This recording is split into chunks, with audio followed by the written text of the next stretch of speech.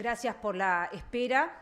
En la tarde de hoy, el equipo económico presentamos la rendición de cuentas del periodo pasado y los recursos adicionales que se agregan al presupuesto nacional para el próximo año.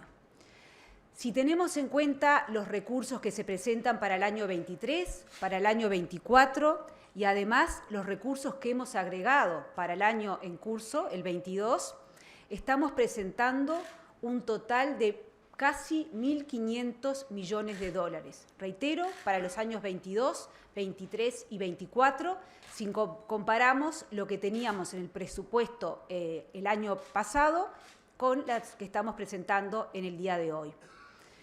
En el día de hoy compartimos también lo que fueron los resultados de crecimiento y de empleo el año pasado. El producto creció 4,1%, se crearon casi la totalidad de los trabajos que se destruyeron durante la pandemia, eso el año pasado. Y para este año presentamos, que ya era conocido, la estimación de crecimiento de 4,8% y la estimación de generación de nuevos puestos de trabajo en el entorno de los 40.000 puestos. Esto también era algo conocido. Creo que además del foco que se le pone en la política económica a la generación de empleo, que estamos viendo los resultados tanto en el 21 como lo que estamos viendo en el 22 y lo que esperamos se dé en el 22, porque ya hay una buena parte del empleo que fue creado en este periodo en comparación con el mismo periodo del año pasado, inclusive con respecto a la pandemia. Pero me parece importante también recalcar que ahora entramos en una nueva fase en la recuperación económica, en donde además del empleo se le suma la recuperación del salario real. Y una muestra de ello puede ser el dato que tuvimos en el día de ayer de un salario real que se mantiene en la comparación de los 12 meses respecto a los 12 meses anteriores. Siempre dijimos que era importante la recuperación del salario real.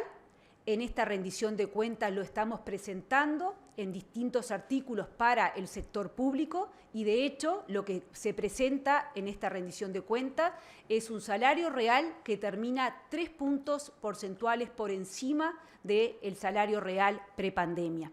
Es una pregunta que varias veces se hizo aquí y siempre contestamos lo mismo. Era un artículo del presupuesto nacional, era un compromiso del gobierno, el mantenimiento de ese salario real. Lo que hemos presentado es un incremento por encima del nivel de salario real prepandemia. Con respecto al sector privado, compartíamos en la discusión de la mañana de hoy, si bien no es parte de lo que se presenta en la rendición de cuentas, el sector privado está atravesando lo que es la 9ª ronda salarial, en donde también las pautas que puso el Poder Ejecutivo y que constituyen el eje de esta ronda es aumento, o sea, recuperación del salario real. En la mañana de hoy, en la jornada de hoy, también compartimos lo que es el contexto internacional, la incertidumbre que hay respecto al crecimiento, menores expectativas de crecimiento, la incertidumbre que hay con respecto al alza de la tasa de interés y el contexto de inflación internacional en general.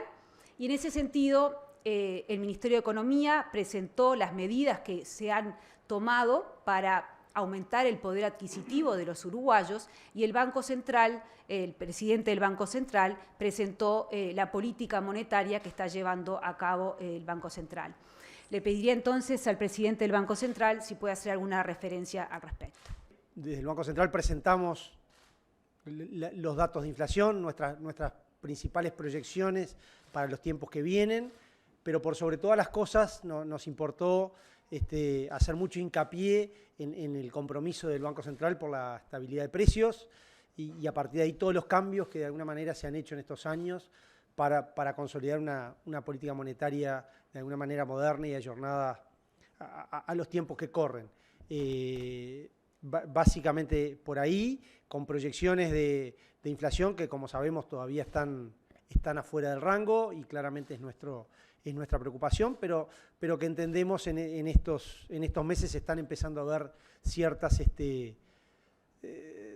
indicadores que empiezan a mostrar un una desaceleración en la inflación. Así que por eso, de nuevo, el compromiso por la estabilidad de precios fue parte de lo que hoy se conversó.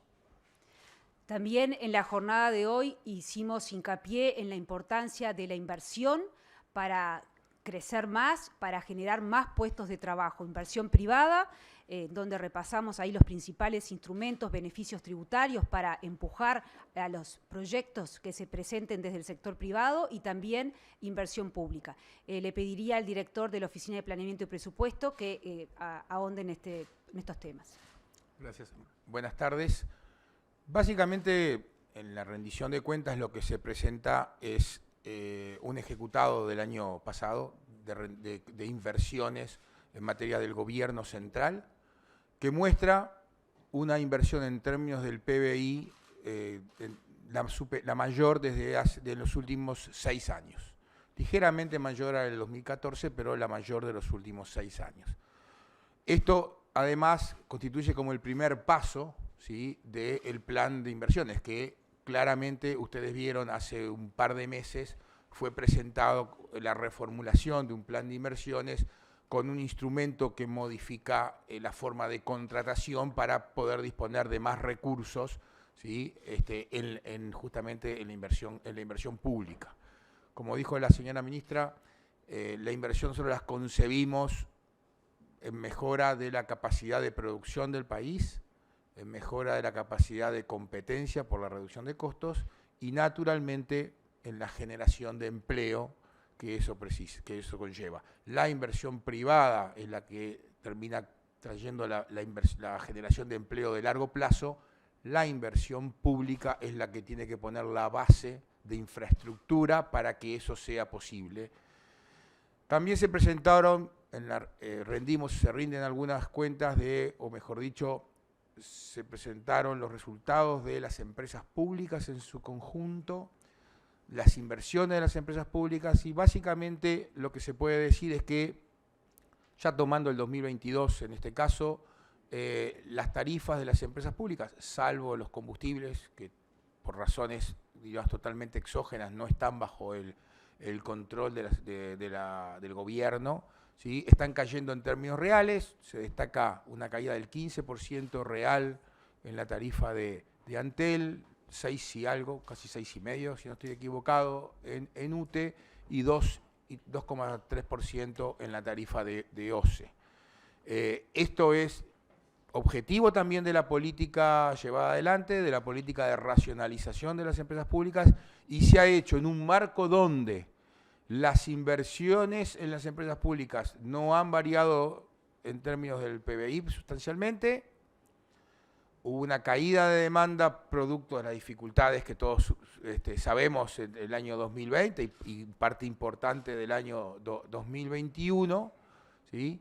Y por lo tanto todo el esquema es: bajó la demanda, mantuvimos las inversiones, bajamos las tarifas reales, el resultado global, la contribución de las empresas públicas a la sociedad, sea en base a su propio resultado cancelando deuda, o sea en base a las transferencias de las empresas públicas al gobierno, se ha mantenido constante en términos del PBI. El año pasado fue un poco mejor, fue un tema quizás extraordinario. Y dentro de este mix, cancelación de deuda y transferencia al gobierno, el gobierno central le ha requerido a las empresas públicas no financieras menos dinero, bastante menos dinero del que se solía requerir, justamente para que ellas tengan la posibilidad de reducir su deuda y tengan un mejor manejo, no solo de los recursos financieros que poseen. Es todo. Muchas gracias.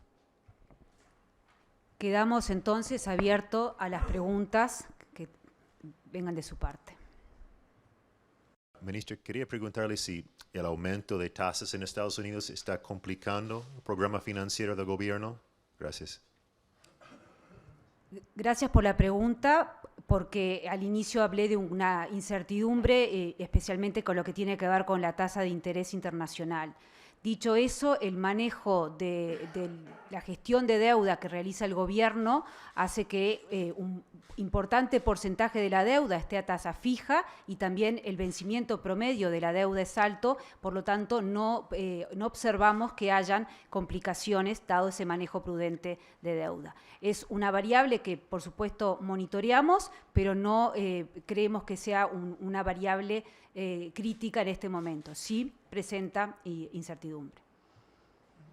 Buenas noches o buenas tardes, Fabricio Acosta de Radio Centenario. En el análisis que ha hecho el Ministerio de Economía sobre lo que ha sido la primera etapa de la Cámara de Diputados de la rendición de cuentas, ¿qué conclusiones han sacado? ¿Han quedado conforme con lo que ha sido la definición por parte de la Cámara Baja en relación a los recursos económicos?